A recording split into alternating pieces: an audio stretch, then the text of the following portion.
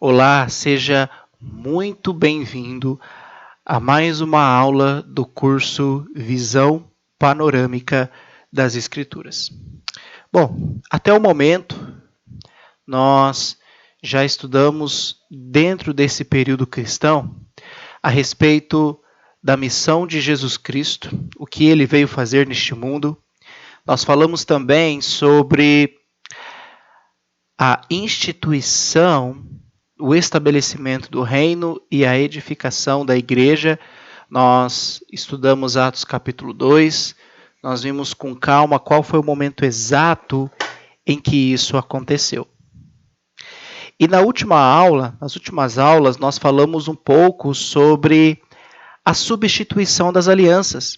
Qual foi o momento exato em que houve essa substituição, em que as alianças foram trocadas, ok? E nós vimos que hoje, pelo fato de estarmos sobre a nova aliança, nós não precisamos guardar a lei, o Velho Testamento. Nós vimos com clareza que tudo que foi escrito no passado, o próprio Paulo falou isso para nós, tanto em Romanos como em Coríntios, foi escrito para nos ensinar. Porque nós já sabemos o que o povo de Israel fez lá atrás com a lei. Eles quebraram a lei, eles quebraram a aliança. E nós vimos que Deus, em Jeremias 31, ele prometeu que uma nova aliança seria feita. E a nova aliança foi feita. E nós vimos uma série de passagens dizendo que a lei, que tudo que foi escrito no passado era sombra, e que a nossa realidade hoje é Cristo Jesus. E que no momento em que Jesus morreu na cruz, ele cancelou a lei, a escrita em ordenanças, foi totalmente cancelado. Nós lemos várias passagens de Gálatas, Efésios, justamente falando sobre o momento em que isso aconteceu, que foi o momento em que Jesus morre na cruz e isso é cessado, a velha aliança é cancelada. E nós vimos também alguns exemplos, principalmente em Romanos, que existem cristãos, lá naquela época que Paulo já estava combatendo, existiam judeus que estavam obrigando vários cristãos em guardar a lei. Não, você precisa ser circuncidado, não, você precisa guardar o sábado, não, você precisa fazer isso. E nós vimos que Paulo vai dizer, se você obriga alguém a guardar a lei, ou se você se deixar circuncidar, você é obrigado a cumprir toda a lei. Então, Paulo, a gente falou mais ou menos isso, e nós vimos várias passagens a respeito disso, de Paulo tratando desse assunto. Você pode voltar lá na aula anterior para relembrar um pouco mais sobre qual era o papel da lei. E Paulo também vai nos trazer a última passagem que nós lemos, e Paulo justamente vai falar, já que você faz tanta questão de querer cumprir a lei, lembra? Paulo falou, ame seu próximo. Quando você ama o seu próximo, você vai cumprir toda a lei. Porque quando você ama seu próximo, você não vai matar, você não vai roubar, você não vai cobiçar, você vai dar honra a Deus, enfim. Então, quando eu cumpro esse mandamento do amor ao próximo, Paulo fala, o cumprimento de toda a lei, ame teu próximo. Quando você ama, você está cumprindo a lei. Ok? Então nós paramos mais ou menos aí, vamos dar continuidade no próximo assunto, próxima parte do nosso estudo. Estou na página 45 e hoje nós vamos tratar a respeito da igreja que Cristo edificou. Esse é um texto que está na sua tela, que nós já trabalhamos um pouco lá atrás, mas hoje nós vamos falar um pouquinho mais sobre isso. Jesus, ele prometeu, ele fez uma promessa antes de morrer na cruz. E ele disse isso para Pedro, ele fala assim, em Mateus 16, ele disse, e eu lhe digo que você é Pedro, e sobre essa pedra edificarei a minha igreja, e as portas do Hades não poderão vencê-la. Eu lhe darei as chaves do reino dos céus. Então Jesus está falando que ele vai edificar a igreja dele, porque ele vai falar, edificarei a minha igreja. Então, Jesus está falando para Pedro. E ele está falando também, um pouquinho antes, ele fala, e você é Pedro, e sobre esta pedra edificarei a minha igreja. Esse é um texto que gera muita confusão religiosa, porque muitas pessoas creem fielmente que essa pedra que Jesus está falando é Pedro. Porque Pedro significa pedra, Jesus está falando de Pedro, que Pedro vai edificar a igreja e tá. Na verdade, não é isso. Jesus está falando, você é Pedro e sobre esta pedra. Jesus é a pedra angular. Jesus é a pedra e sem Jesus a igreja não seria edificada. Né? Então, falando, e o que ele está falando para Pedro? E eu lhe darei as chaves do reino dos céus. Nós já vimos isso. Lembra quando nós estudamos Atos 2? Pedro é que se levanta para pregar, para fazer a pregação, para que no final, no capítulo 2, haja quase 3.000 batismos. Então, Pedro tinha as chaves dos céus. Então, o que significa? Ele ia dar o pontapé inicial em Atos 2 para fazer a pregação. Porque foi dada a ele as chaves. Ele abriu o discurso em Atos 2. Essa era a responsabilidade de Pedro. Abrir a porta para que a mensagem fosse pregada. Atos 2, Pedro está pregando, e no final há quase 3.000 acrescentados à igreja. Mas a gente precisa entender nesse texto que Jesus não está falando que Pedro é essa pedra. Jesus está falando que é ele mesmo essa pedra. Então, como a gente pode ter mais conclusões a respeito disso? Paulo vai falar um pouco mais em Éfeso, capítulo 2, que Jesus é essa pedra. Ele fala assim em Efésios 2, 19 a 20. Assim, vocês não são mais estrangeiros e peregrinos, mas concidadãos dos santos e membros da família de Deus, edificados sobre o fundamento dos apóstolos e profetas, sendo ele mesmo, Cristo Jesus, a pedra angular. Então, Jesus, aqui no texto de Mateus, está falando que ele é a pedra. Jesus é a pedra angular. Jesus é a pedra e sem ele a igreja nunca seria edificada.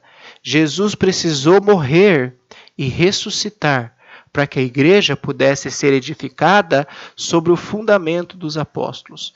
Porque depois da pedra angular ia ter os apóstolos, que iriam pregar a mensagem de Cristo, que iriam pregar aquilo que eles ouviram diretamente de Jesus. Ok? E então, Jesus é essa pedra angular. Entenda que sem Jesus não haveria igreja. Então, a partir desse ponto é que nós vamos trabalhar na lição de hoje, que é justamente a igreja que Cristo edificou. Então nós vimos que essa promessa que Jesus falou lá em Mateus 16 foi cumprida.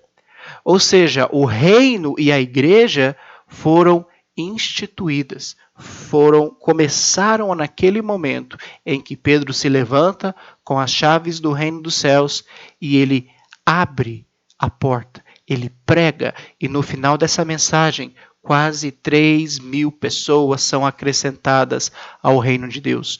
Então nós vimos em Atos 2, no ano 33, em Jerusalém, a gente viu todas aquelas promessas que foram feitas no Velho Testamento, aonde foram cumpridas em Atos capítulo 2. Então, seria na cidade de Jerusalém, seria na festa do Pentecostes, teria o derramamento do Espírito Santo, ou seja, os apóstolos seriam batizados com o Espírito Santo. Haveria aproximadamente 3.000 batizados. E no final do capítulo 2, dia após dia, o Senhor acrescentava todos aqueles que iam sendo salvos. E no final a gente vai ver que essa chegou até 5.000. Depois era uma multidão de milhares e milhares de pessoas que eram acrescentadas ao reino e à igreja de Deus, a igreja de Cristo, ok? E partindo desse princípio, nós vamos nesse momento entender um pouco mais a respeito da igreja que Cristo edificou. Cristo edificou a igreja. Ele é a pedra angular. Então nós vamos entender um pouco mais sobre esta igreja que ele edificou, tá bom? Então, página 45, você pode aí acompanhar na sua apostila. Essas partes vermelhas você pode preencher aí com calma. Então vamos entender biblicamente, vamos ver o que a palavra de Deus nos mostra a respeito da igreja que Cristo edificou, tá bom? Então vamos lá. Se Jesus cumpriu a promessa quando disse edificarei a minha igreja, lá em Mateus 16, então ele tem uma igreja e ele é o fundador e a pessoa mais importante dessa igreja. Nenhuma outra pessoa pode ocupar o primeiro lugar na igreja que Cristo edificou, e nenhuma fundação humana pode alegar ser a igreja que Cristo edificou. Existe hoje uma grande confusão religiosa, devido a uma grande divisão religiosa com doutrinas diferentes umas das outras. Como é possível identificar entre milhares de denominações a igreja que Cristo edificou? Será que isso é possível? Será que a gente consegue identificar? Lembra que na primeira aula eu falei, só para você se lembrar, hoje no Brasil existem aproximadamente mais de 30 mil denominações. Espera aí, Jesus Cristo veio ao mundo para fundar tanta igreja? Mas a gente vai ver que, biblicamente, ele fundou somente uma igreja. Então, como eu posso identificar qual é a igreja verdadeira? Qual é a igreja que Cristo edificou? Vamos ver isso. A Bíblia vai trazer essa resposta para nós. Então, vamos deixar que a Bíblia fale para nós qual é a igreja que ele edificou. Vamos conhecer, então, algumas características da igreja que Cristo edificou na cidade de Jerusalém no ano 33 depois de Cristo, por ocasião da festa judaica do Pentecostes. Então, o texto que nós já estudamos é Atos 2, mas agora nós vamos ver algumas características que mostram para nós que a igreja de Cristo é a verdadeira igreja que ele edificou. Então, vamos ver quais são essas características que a gente consegue identificar. Então, eu consigo enxergar, olha, essa igreja em que eu estou congregando tem as características da igreja que Cristo edificou na cidade de Jerusalém no ano 33, na festa do Pentecostes? Então, a Bíblia traz essas características. Então, vamos ver o que a Bíblia fala a respeito deste assunto. Tá bom? Então, letra A. Qual o significado do termo igreja? Então vamos entender um pouco mais sobre isso. O que significa o termo igreja? Número 1, pode preencher na sua apostila. Igreja são pessoas. O termo vem do termo grego eklésia e significa chamados para fora. Jesus usou essa palavra quando disse edificarei a minha igreja. Jesus chamou pessoas para saírem das trevas, do mundo e do pecado, para entrarem no reino de Deus. As pessoas que atendem a esse chamado são acrescentadas à igreja dele. Então a gente já estudou Atos 2, 47. Então todos aqueles que atendem a esse chamado, entendem a mensagem de Cristo e entregam suas vidas a ele, são acrescentadas a igreja de Cristo. 2. A igreja não é um prédio. Assim como Israel era o povo de Deus na velha aliança, a igreja é o povo de Deus na nova aliança, que é a casa de Deus edificada com pedras vivas. Pedro vai falar isso, 1 Pedro 2, 5, 9. Portanto, a igreja que Cristo edificou não é denominação, não é uma instituição financeira e nem é um prédio, por mais bonito e luxuoso que possa ser. Então, mais bonito, luxuoso, grande, esbelto, magnífico, não é igreja. Ok? Então, só para você ter uma noção. Então a gente acabou de ver, em Pedro vai falar que a igreja são pessoas, são composta por pessoas, essas pessoas são pedras vivas. A igreja é a casa de Deus, ok? E igrejas são pessoas. Nós vamos ver lá na frente que o Espírito Santo habita nas pessoas, não habita num prédio. Então, Deus tem a sua morada naqueles que aceitam a sua mensagem e se tornam casa de Deus. Igreja não é prédio. Igreja é composta por pessoas que são acrescentadas ao corpo, que são acrescentadas à casa de Deus, que são acrescentadas à comunhão da igreja. Então, essas pessoas são a igreja, aqueles que aceitam a mensagem e obedecem à mensagem de Cristo. Ok? Então, vamos lá. Isso não é igreja. Isso é um prédio. Por mais bonito, por mais luxuoso, por mais grandioso que possa ser, isso é tijolo e cimento. O Espírito de Deus não habita nesse lugar. Deus não habita em casa feita por mãos humanas. Vamos falar um pouco isso lá na frente. Deus não habita nesse lugar. Isso é um prédio, ok? Isso não é igreja. Isso é um prédio que foi construído. Então, isso é um prédio. Deus não habita aí. Isso não é uma igreja. Isso é um prédio. Não é igreja. São prédios construídos, tijolo e cimento, de madeira. Não é esse local em que Deus habita. Deus não está aí dentro. Não vou dizer, vamos à casa de Deus. Espera aí. Eu sou a casa de Deus pelo fato do Espírito Santo habitar em mim. Vamos falar mais sobre o Espírito Santo lá na frente. Mas entenda, isso é prédio. Isso é um lugar construído para a igreja, que são as pessoas, se reunirem. Ok? Vamos para a letra B. Então vamos falar sobre alguns esclarecimentos sobre a igreja. Então você pode preencher aí, tá? Então vamos lá, a gente tem número 1 a 15.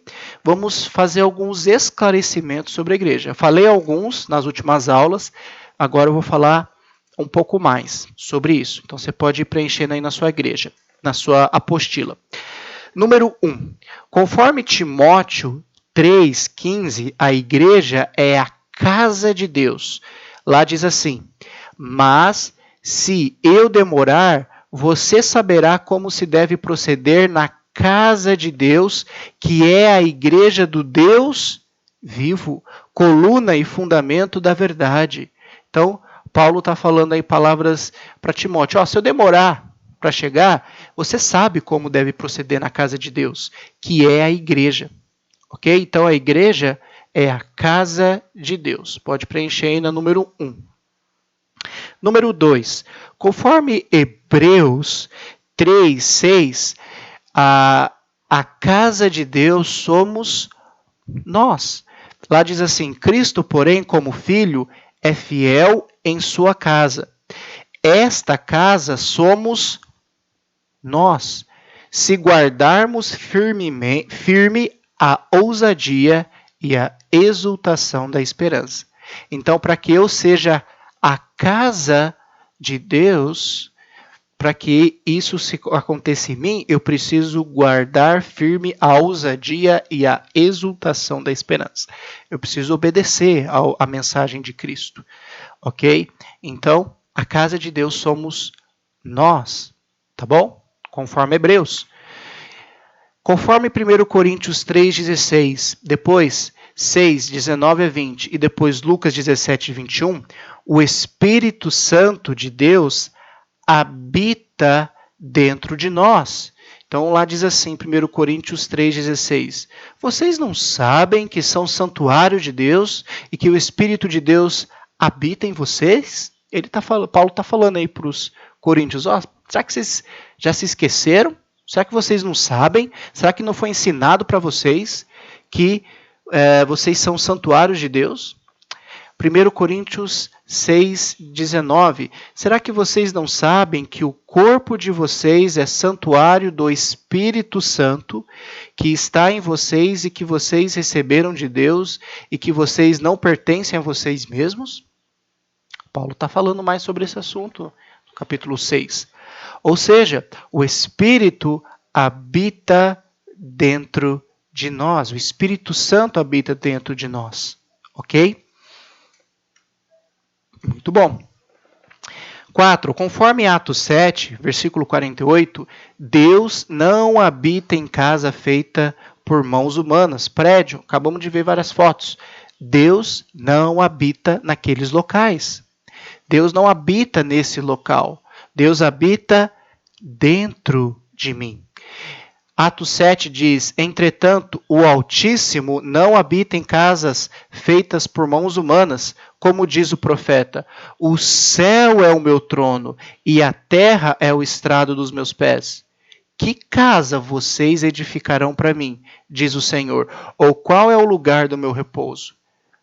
Você acha que Deus vai ficar restrito a um local? Não. O céu é o trono dele e a terra é o estrado dos seus pés. Que casa nós edificaríamos para Deus? Então, ele não habita em casas feitas por mãos humanas.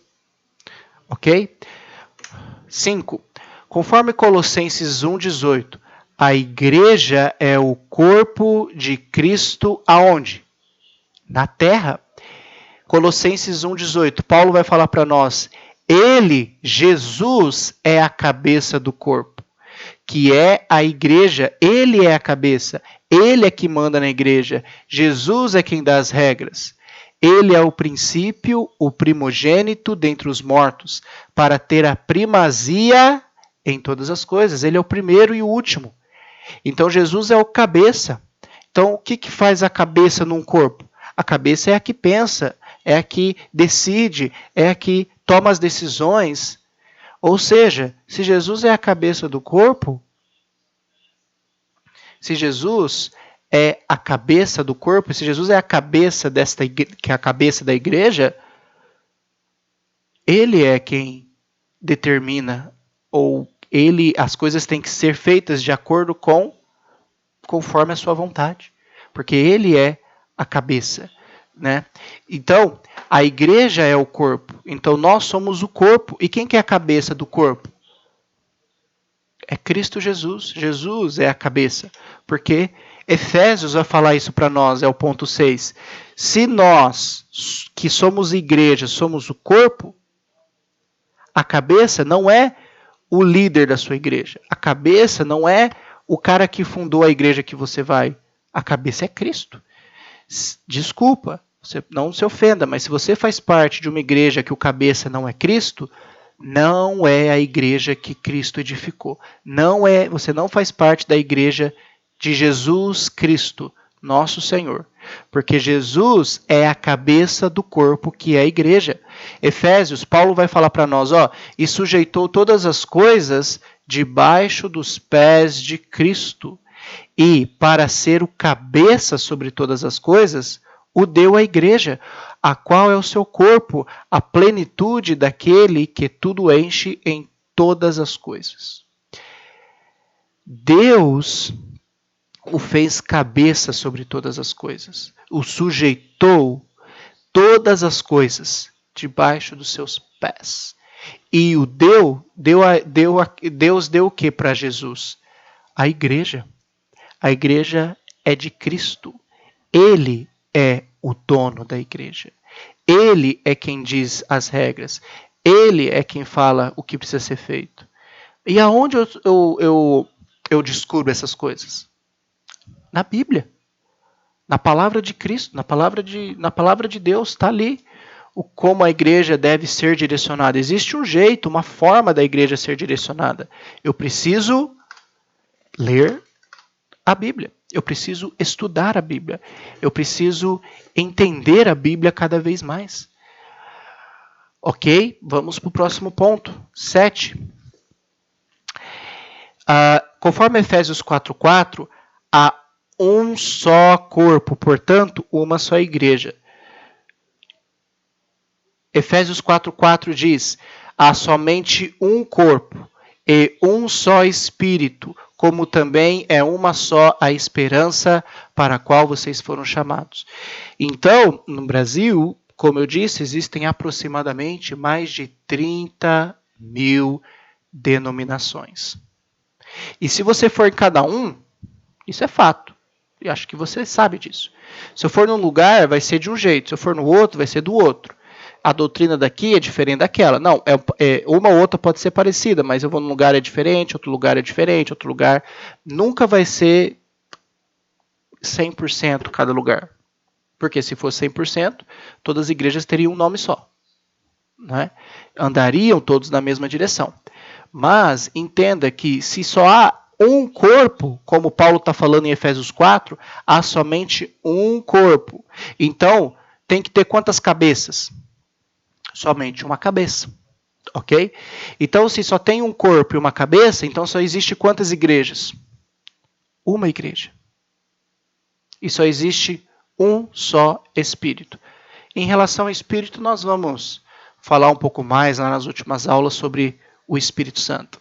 Mas entenda, há só um corpo, ok? Vamos para o 8. Conforme Atos 8:1, a igreja foi perseguida no primeiro século.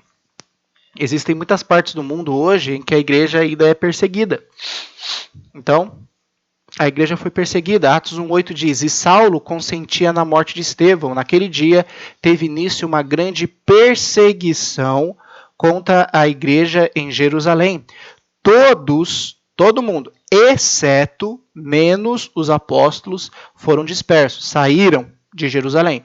Né? Foram dispersos pelas regiões da Judéia e de Samaria. Então a igreja no primeiro século foi perseguida. Eles foram perseguidos. Atos 9, é o ponto 9, conforme Atos 11, Atos 11:26. Em Antioquia, pela primeira vez, os cristãos foram chamados de cristãos. Então, vamos lá. Em Antioquia, os cristãos foram pela primeira vez chamados de cristãos. Então, um cristão é quem? É quem segue Cristo. Eu não posso dizer que eu sigo Cristo se eu não sigo Cristo, se eu sigo uma outra pessoa, se eu sigo um líder, alguém. Então, cristão é alguém que segue Cristo. É alguém que se baseia a sua vida de acordo com todos os ensinamentos de Cristo Jesus, deixados na palavra de Deus, que é a Bíblia. Então, realmente, eu sou um cristão? Ok? Então, pensa nisso. Atos 13, né? 10º ponto aí. Atos 13, do 1 ao 3. A igreja de Antioquia foi uma igreja missionária. Vamos lá. Havia na igreja de Antioquia profetas e mestres. Barnabé e Simeão, chamado Níger, Lúcio de Cirene, Manaém, que tinha sido criado com Herodes, o tetrarca, e Saulo. Enquanto eles estavam adorando o Senhor e jejuando, o Espírito Santo disse: separem-me agora Barnabé e Saulo para a obra que os tenho chamado.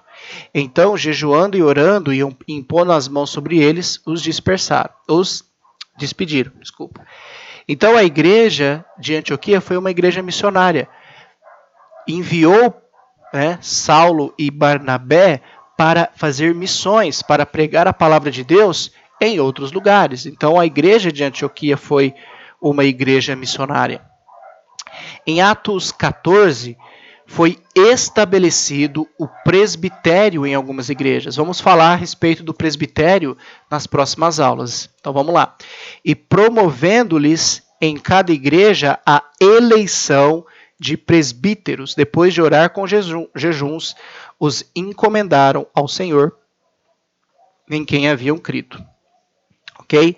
Então, a igreja é quem escolhe os seus presbíteros, né? E promovendo-los em cada igreja a eleição de presbíteros. Tá bom? Então, nós vamos ver lá na frente que quem fez esse trabalho é a igreja. A igreja é quem vai escolher os seus presbíteros, seus pastores. Tá bom?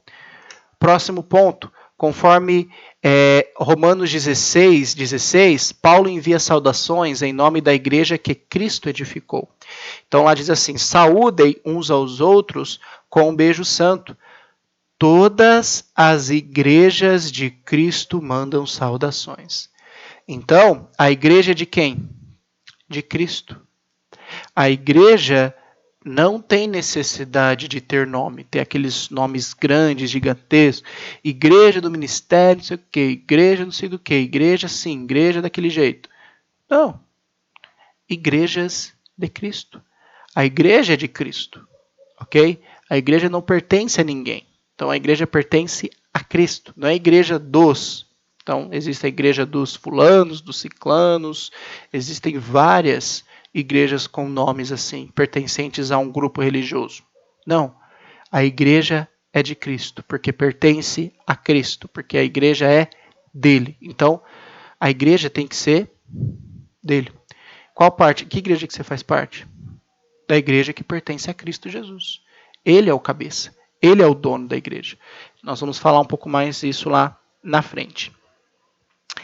Bom, vamos para o 13º ponto. É o texto de Filemão, verso 2. No início, as igrejas se reuniam nas casas dos discípulos. Paulo, prisioneiro de Cristo Jesus, e o irmão Timóteo, ao amado Filemão, que é também nosso colaborador. A igreja que se reúne em sua casa, a irmã Áfia e a Arquipo, nossos companheiros de luta. Então, desde o começo, lá em Atos 2, quando começou a igreja e o reino de Deus, o povo não se reunia naqueles prédios gigantescos. Isso foi acontecer provavelmente lá pelo 3º século. Então, eles se reuniam em casas, principalmente por causa das perseguições. Eles não podiam estar em lugares muito expostos, tá? Então, não coloque um valor muito grande num prédio, porque inicialmente eles não se reuniam em prédios gigantescos, enormes. A igreja se reunia em casas. Eram igrejas pequenas, eles não se reuniam em 100, 200, 300 irmãos, porque não cabiam. Então eram várias igrejas, várias casas que se reuniam com a igreja, para que eles pudessem fazer os seus cultos de adoração. A ideia de prédios aconteceu mais ou menos uns 300 anos para frente. Então, mais ou menos isso. Então, no início, as igrejas se reuniam nas casas, para fazer suas adorações, para partir o pão, para adorar a Deus, para ler a palavra de Deus, estudar a Bíblia, enfim. Vamos para o 14º ponto. Conforme Atos 14, Paulo usou os termos reino e igreja como se fossem o mesmo. Tá? Então ele vai usar esses termos como se fossem os mesmos. Diz assim: e tendo anunciado o evangelho naquela cidade e feito muitos discípulos, Paulo e Barnabé voltaram para Listra, Icônio e Antioquia, fortalecendo o ânimo dos discípulos, exortando-os a permanecerem firmes na fé e mostrando que, através de muitas tribulações, nos importa entrar no reino de Deus. E promovendo-lhes em cada igreja a eleição de presbíteros, depois de orar com jejuns, os encomendaram ao Senhor em quem haviam crido. Atravessando a Pisídia, Paulo e Barnabé se dirigiram a Panfilha, e tendo anunciado a palavra de Deus em Perge, foram para Atália e dali navegaram para Antioquia, aonde tiveram sido recomendados a graça de Deus para a obra que agora tinham terminado. Quando chegaram a Antioquia, reuniram a igreja, relataram tudo o que Deus havia feito com eles e como tinha aberto aos gentios a porta da fé, e permaneceram muito tempo com os discípulos. Então aqui a gente consegue ver que Paulo vai usar os dois termos, reino e igreja, como se fossem o mesmo. Porque o reino e a igreja são o mesmo. Eu faço parte do reino de Deus, eu faço parte da igreja que Cristo edificou. Então, que prazer, que privilégio é poder fazer parte do reino e da igreja. Ok? Vamos para o 15º ponto, que é o último. Atos 2,47. Quando uma pessoa é batizada, Deus acrescenta essa pessoa ao seu reino, a qual passa a se reunir e ter comunhão com a igreja. Lá diz assim: diariamente perseveravam unânimes no templo, Partiam pão de casa em casa e tomavam as suas refeições com alegria e singeleza de coração, louvando a Deus e contando com a simpatia de todo o povo. Enquanto isso, o Senhor lhes acrescentava dia a dia os que iam sendo salvos. Então nós vamos falar um pouco sobre salvação. O que a Bíblia fala a respeito de salvação e o que eu preciso entender na Bíblia para ser salvo. Tá? Então vou trazer os textos para nós conversarmos, mas entenda que Deus é quem acrescenta a igreja. Porque fala, enquanto isso, o Senhor lhes acrescentava. Então, uma pessoa só é acrescentada ao reino quando ela é batizada, Deus vai acrescentar essa pessoa ao reino, à igreja, né? Então, nós vamos falar um pouco mais sobre, né, batismo, sobre como a pessoa pode ser salva. Mas entenda que o fato de ser acrescentado ao corpo da igreja, não é ninguém que faz isso, não. Nenhuma pessoa pode dizer, não, você vai ser acrescentado à igreja. Não, você não vai ser acrescentado à igreja. Quem acrescenta é Deus. Deus é quem acrescenta a pessoa, porque fala, o Senhor lhes acrescentava dia a dia os que iam sendo salvos. Então, como eu faço para ser salvo? A gente vai falar um pouco mais sobre isso na próxima aula. Né? Nas próximas aulas vamos falar um pouco mais sobre este assunto. Eu vou parar por aqui, mas esse assunto ainda não acabou. Nós ainda vamos continuar nas próximas aulas a falar ainda sobre a igreja que Cristo edificou. Existem outros pontos para nós entendermos ainda mais e características que nos fazem entender se o lugar onde eu estou inserido é a igreja que Cristo edificou. Tá bom? Então, vou parar por aqui e na próxima vídeo é a segunda parte desse estudo. Então, fique com Deus. Qualquer dúvida, comentários, pode mandar. Espero que você até esse momento tenha entendido o que é e como é a igreja que Cristo edificou através dessas características. Então, fique com Deus.